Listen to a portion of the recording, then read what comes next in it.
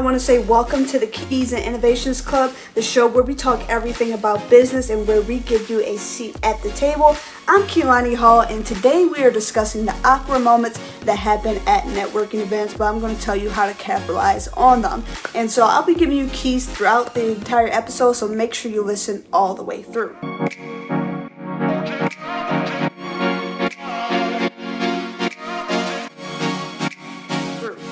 Now, when it comes to networking events, I have witnessed the awkward moments as well as experienced a few myself. Now, you may be like, Kalani, what are you talking about? But I would say, like, really in today's society, people are very forthcoming about, like, their social anxiety, having a low social meter, not knowing how to really engage with people, as well as being, like, very conscientious of how they engage with people. And so I would say I'm in the middle between those who are like a people's person, like they thrive off of like being social, interacting with people, like they have no issue, versus those that were like, okay, I'm really in my bubble, please leave me be, I like my space, really not, I would say too active as far as like being social.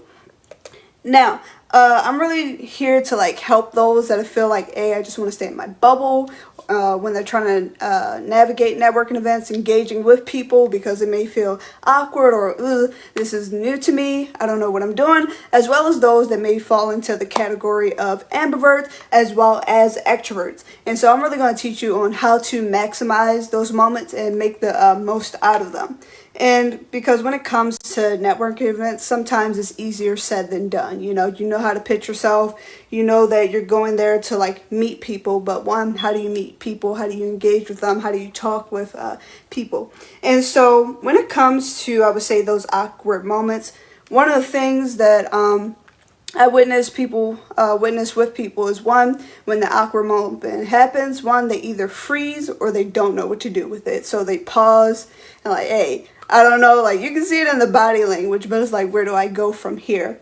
But for me, I always make the most out of a moment. And so I always like to capitalize on them. And so like here are a few situations that can happen at a networking event. And so awkward situation number one is one, you make eye contact with someone, like we're here, eye to eye, I see you, you see me. Now, research shows that when some of the reasons that people will avoid eye contact or shift away is one, because they are shy, they're uncomfortable, or there's like this lack of confidence. And so people, I would say, have the face of, what does I do next after someone looks me in the face? But I'm going to teach you on how to navigate that. But the awkward situation number two is one, you're the third wheel in the conversation, and one, no one likes to be the third wheel, but it happens. And so you can be feeling like, you're in a conversation. It started off, I would say, like as a group conversation. Let's just call it that. But now it seems more so like to be that one-on-one thing. And you're just merely existing there. Like you're invisible, but these two people are just talking back and forth, or however many people are there. And so it's like, okay, what now? And then the third one is you're trying to find someone to talk to, but it seems like everyone in the room is talking with someone. And so one, let's start with that eye contact one. Now, I love these because these are really the moments where I thrive. Like if we make eye contact, we are going to speak. And I would just put a disclaimer out there. I am an ambivert, so there are moments where I like to be to myself. And then there's other moments like, hey, I'm going to go talk with people and be very social. Now, when it comes to like making eye contact, as I like already said, we're forced to talk at this moment. And so really it's all about maximizing this moment. And one, you have to say to yourself, because one, you are there to network, you are there to speak to people. If you make eye contact with someone, in your mind, just say to yourself, we're going to talk, we are going to speak, and just make your way over there and maximize that moment.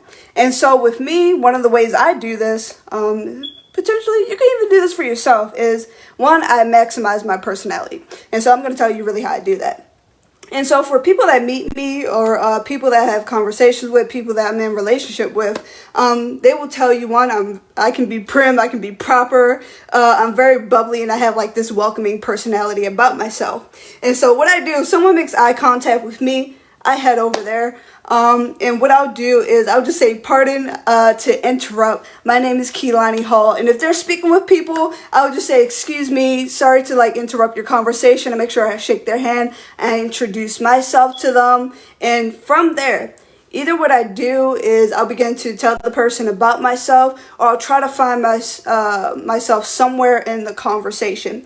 And so the reason I say this and how I find myself in the conversation, I'll usually ask them, hey, what are you guys talking about? Or sort of like navigate it that way. Or if I overheard them speaking about something, I'll just throw out some general knowledge. I don't have to be an expert. I feel like everyone knows a little bit about everything. And so, you just throw that out there, And so from that way, like you're sort of like into the conversation. Now you're a part of it, no longer that third wheel. Or you end up having a one-on-one with that person and it becomes fruitful. Now, for the awkward situation number 2 is one, you find yourself being like that third wheel or left out of the conversation. Now, when it comes to this, no one wants to be the third wheel. Let's just put that out there. No one. And so when it comes to like being that third wheel, sometimes it can be hard because, you maybe started out as a group conversation, but these two people, they're really vibing. They're having like a good conversation. And so now you find yourself really more so on the outskirts. And so, like, you're really just there, with your drink in your hand, just like, okay, really to my thoughts right now, really to myself. But I would say it's really more so about being more vocal, timing the conversation, and understanding the personas of those within that group or those that you're speaking with. And now, when it comes to this, usually when it comes to conversations, you'll usually see that more dominant person, the person that's more so laid back, and then who's the focal person in that entire conversation that everyone is speaking to. And whether it's like a round circle kind of thing or not, but if you're like a person that's more so quiet and reserved, what I would recommend is one, just being more vocal and like posing a good question or statement. So like I've been in these situations, even at networking events where, we're meeting new people, going to a new ecosystem, new city, new town, meeting people within that space. And so what happens is like you have the dominant person. They're just like really taking over the conversation, engaging with I would say the focal person in the group. And so what I would say is when it comes to that is one, I would just say projecting your voice a little bit so people can hear you, not just just having that awkward outburst, but really just so people can hear you, because sometimes it can be like the tone of our voice or the volume of our voice. It can be various things. But what you do is like when you time the conversation, you see the person that's like really dominating. It's okay, I know they're about to speak, but I have something key that's going to add value at this point. So just speaking before they do, not just saying anything random, but really more so saying something that's going to add value to the conversation, whether that's a statement or a question. And, just doing that a few times to, I would say, reestablish yourself in the conversation or even shift it a little bit. And so with that, I just want to say that if you are an extrovert and, you're very vocal and you see someone, I would say that's more so quiet and reserved while you're networking and they really haven't spoken up, what I would say is, one, just invite them to the conversation. And so that's something I do all the time is like if I'm in a group setting and I see that one person wants to speak or they really haven't had the opportunity to speak, what I'll do is just create a doorway for them to like really speak, be engaged in the conversation. And so to all the extroverts out there, just be a doorway for those introverts or even those ambiverts. And so then there is the awkward situation number 3, where you're walking around or potentially you don't have someone to talk with because one, you either found yourself in scenario 2 where you were that third wheel and there was no way back into the conversation, and that's completely fine. And so now you're just trying to find someone else to talk with. And so what I usually recommend, and sometimes what I see people doing is like they were just walking around trying to find somebody to talk to. And so I would give it like, it's almost equivalent to, we all had those high school dances. Everyone's on the dance floor, but it may be that one person that's on the outskirts with nobody to dance with, and they just sitting there. Now, sometimes that's like what it can feel like at networking events, but I'm going to tell you how to find someone and make sure like you're networking, and so you make those valuable connections. Now for me, sometimes like if I just entered a venue or if I'm already there for some time, what I'll do is go to the bar and I'll get me a little drink. I love myself a good mocktail, and what I'll do is just scope the room. Now, one or two things will happen.